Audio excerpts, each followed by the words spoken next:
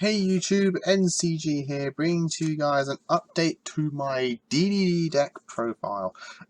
So again, you guys know how much I love DDDs. Like, it's literally my favorite archetype in the game.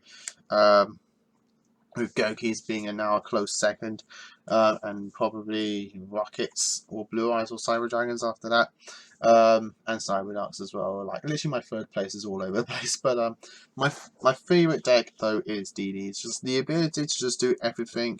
The deck that literally just does everything except Ritual Summon Konami. It's like weird. Come on, but jokes aside, the fact that it just does everything and just does everything so consistently and so well and such a fun, unique way, just literally made me love this deck so much. So I'm always trying to update it, and I think I got it into a spot where I'm just literally just happy and comfortable with what it does until we get High Flame King Genghis, Crystal and Needle Fiber, where the whole deck just takes like new turns and spins and just enabling much more combos than it currently does. So with all that said and done, guys, let's get into it. So to start off with the pendulums, we do play the 3 Ragnaroks. You've got to have 3 Ragnaroks. It just literally does so much for the deck. Being able to revive everything, whether no matter where it is, whether it's been summoned or it's in the scale. There's just so many combos that Ragnarok does. It also outs problematic monsters through its banishing effect. Next, I have 3 Thomas. I always like 3 Thomas now. Just being able to just recur monsters from your extra deck to your hand is just so handy, and the fact that it just enables all your rank 8s is just so good as well. And just getting bodies onto the board as well for your link summons if you have to. Then you're gonna have your 3 Keplers. Kepler searches every contract in the deck. Is also your high scale for your big pendulum summons that you will do, guys. I'm sorry if you feel pendulum DD is not a pendulum deck, but pendulum summons, guys, get over it. But you know, it is the high scale for you to do that. And then I have 3 Copernicus. Copernicus is actually a nice addition to here at 3, just because of the 3 card combo that I've been told and taught and shown how it works. And Copernicus is another option for you to get into that combo, being able to dump a Slime and a Lamia or a Lamia to your graveyard to do that combo.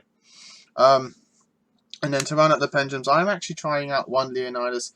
It's a nice level 7 and a low scale that you can play, while also being a nice damage negation, effect negation for the deck. I'm just trying him out. I may take him out and put him in like a Solemn Warning or a deck Eradicator Epidemic Virus. But at the moment, Leonidas has actually been doing pretty well. Moving on to the non-DD pendulums, 3 Sorosimes. You've got to have 3 Sorosimes. And I know I said I never bumped this back up, but 3 Necroslimes.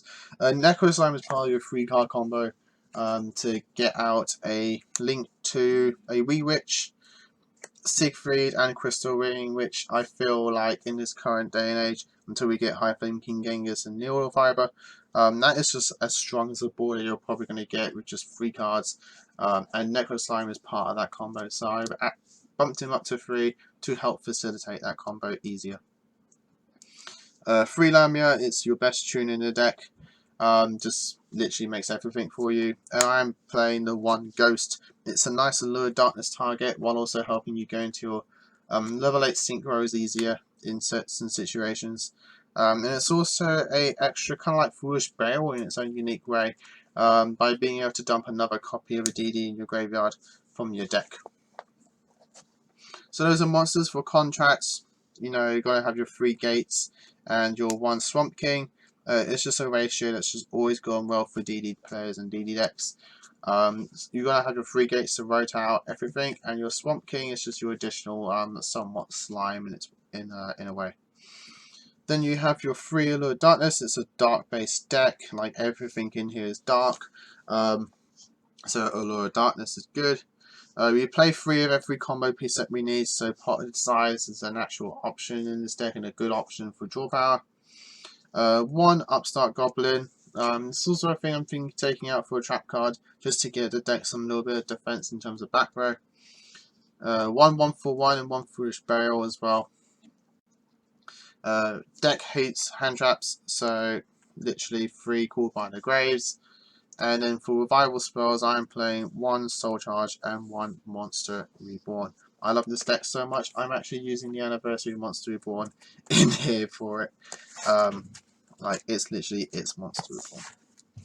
I don't put it in any other deck, probably except Goki. So that's the main deck, the extra deck. For fusions, the 2 Genghis, you've got to have 2 Genghis.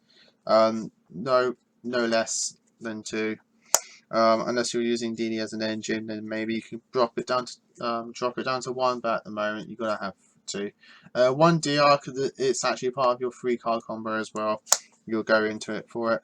1 Beowulf. I always like the Beowulf in the extra deck just because of having that piercing damage for DDs, as well as the back row destruction as well. And it's a level 8 that you can go into for your rank 8s.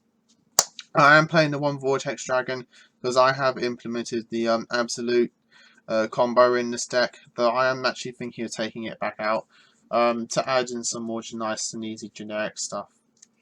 For synchros, 1 Crystal Ring and 1 Siegfried. You're going to have these guys. These are your boss monsters. In terms of the synchro lineup, the 1 Gust King Alexander, he's back in here. I did have him at one point, but he's part of the combo, and I'm actually really happy to have him back in here. And the 1 Meteor Burst Dragons, always a nice option to go into. For the XCs is 1 Kali Yuga, 1 Titanic, and the 1 Absolute. I do miss having a form of the Wave King in here. I would love to have him back in here, but unfortunately the rank 4 is just not as good as it used to be pre-Master War 4. But these are the XCs that you'll be going into. Mostly your Kali Yuga and your Titanic. Absolute only if you can put it off. And then I actually play 3 Link monsters, which is the Zephyr Metaltron, the Wee Witch's Apprentice, and the 1 Link Kuriboh. Link Kuriboh and Wee Witch are such good options for this deck. I'm so happy that they came out to give this deck some nice generic options to go into. And then the 1 Zephyr Metaltron is the Link 3 option I go into to level up or link up. But because it just points down for everything. So I'm thinking of putting in Decode Talker. So apologies guys if you heard all that. So people just shouting in my house. So that guys is the deck. I hope you all enjoyed it. Options I'll probably put into the extra deck again is just basically Scarlight.